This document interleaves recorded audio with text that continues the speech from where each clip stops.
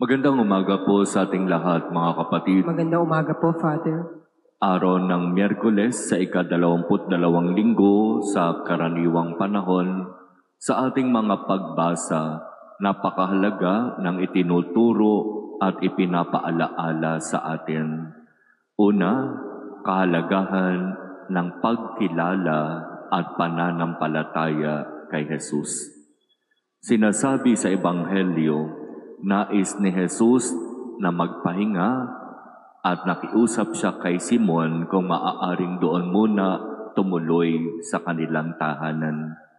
Nagkataon, mataas noon ang lagnat ng biyanan ni Simon. Kaya't ipinakiusap nila kay Jesus na pagalingin itong biyanan na ito ni Simon. Pananampalataya, pagkilala kay Jesus.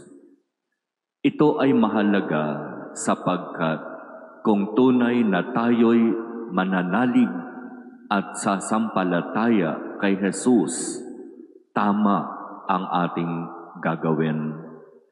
At kung tunay na tayo ay sa Kanya lamang sumasampalataya at wala ng iba, tama ang ating ginagawa.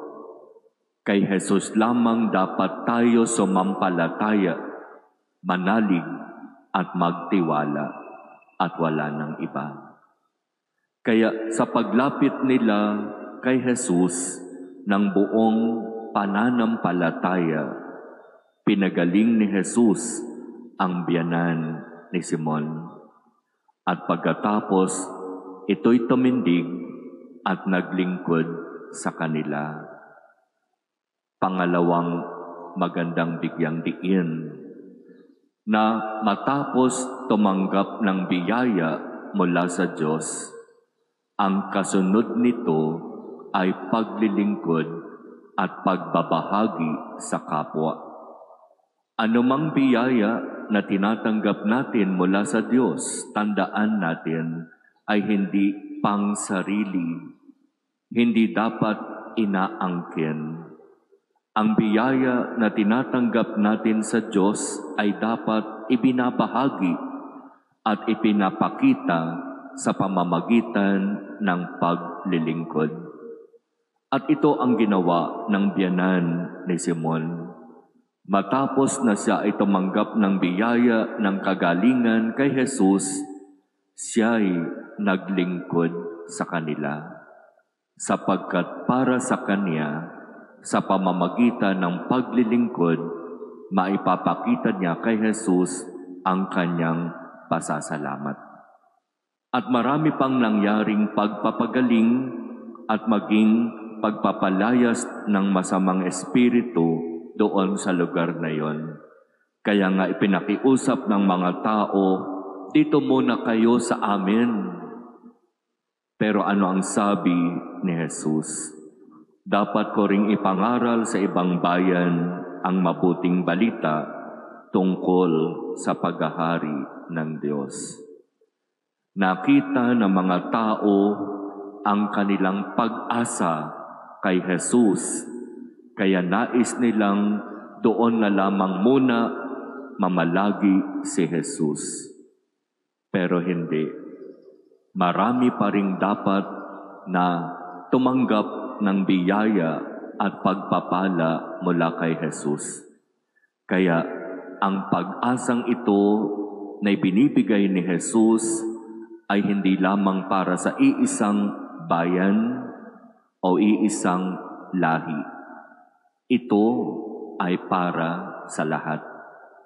At yan ang malinaw na narinig natin mula sa unang pagbasa hango sa sulat ni Apostol San Pablo sa mga taga-Colosas.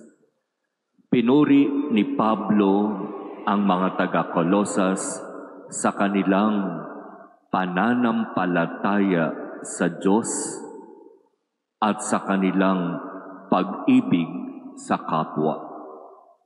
At dahil sa pag-ibig na yon, may malaki silang pag-asa na sila'y tatanggapin sa kaharian ng Diyos.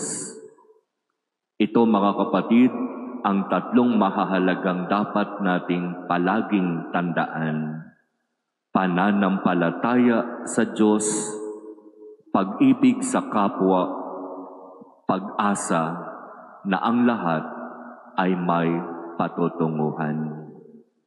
Iyan ang naranasan ng mga alagad kasama na ang biyanan ni Simon, at gayon din ang mga taong kumilala at nanalig kay Jesus.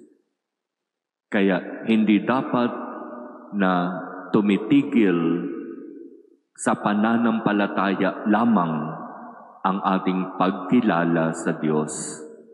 Dapat itong ipinapakita sa gawa, ibinabahagi sa kapwa. At sa ganitong paraan, may malaki tayong pag-asa na tayo'y makakasama ni Jesus sa kaharian ng Ama.